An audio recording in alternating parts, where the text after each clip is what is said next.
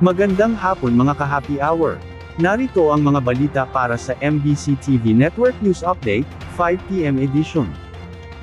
National Museum, nakiisa sa pagdiriwang ng Pride Month. Nakibahagi ang National Museum ng Pilipinas sa pagdiriwang ng Pride Month para sa LGBTQIA+ community. Bilang pagpapakita ng suporta, makukulay na ilaw sa kulay ng bahaghari ang masisilayan, sa harapan ng National Museum of Fine Arts. Ipinapaskil din ang mga Pride at Progress flag sa lahat ng sangay ng museo sa buong buwan ng Hunyo.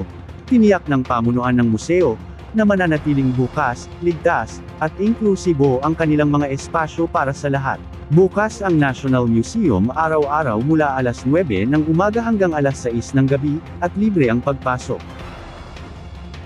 Sa iba pang balita, halos 30 opisyal ng PNP, isinailalim sa panibagong balasahan. Aabot sa 29 ang kabuuang bilang ng mga high-ranking officials ng Philippine National Police, na isinailalim sa panibagong balasahan sa kanilang hanay. Batay ito sa reassignment order na inilabas ni PNP Personnel and Records Management Director Police Major General Constancio Chinayog, na pirmado ni the Chief of the Directorial Staff Police Lieutenant General Edgar Alan O. Cubo. Kabilang sa mga nabalasa ang isang Police Major General, 26 na Police Brigadier General, at 2 Police Colonel. Samantala, ayon naman kay Police Regional Office 3 Director at concurrent PNP Spokesperson Police Brigadier General Jean Fajardo, na ang ipinatupad na balasahan ay normal lang at walang kinalaman sa 5-minute response time.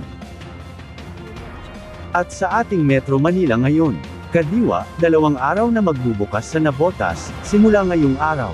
2 araw na magbubukas ang Kadiwa Market sa Navotas City simula ngayong araw hanggang bukas, June 20. Sa abiso ng Navotas LGU, gagawin ito sa North Bay Boulevard North Covered Court sa Barangay NDBN. Tampok sa Kadiwa ang mga produkto tulad ng bigas, sariwang gulay, prutas, karne, manok at isda, bukod sa iba pa, na mabibili sa murang halaga. Available din ang 20 pesos kada kilong bigas para sa mga senior, PWD, solo parents at 4-piece beneficiaries, alinsunod sa guidelines ng Department of Agriculture. Paalala ng LGU na first come, first served ang bentahan ng 20 pesos na bigas, at hanggang may stock lamang, hanggang isang ID lang din ang tatanggapin para mas marami ang makakabili. Mabibili rin sa Kadiwa ang lahat ng 35 pesos, 45 pesos, at 48 pesos kada kilong bigas.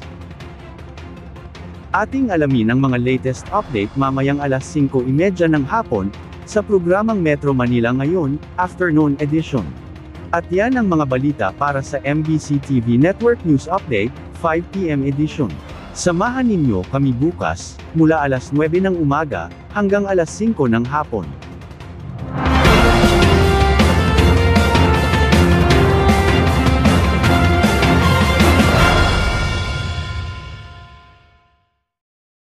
Mga ka-happy hour, kung gusto mong manood ang mga balita sa MBC TV Network News Update, mag-subscribe sa aming YouTube channel, i-like ang aming Facebook page, at i-follow sa aming TikTok account.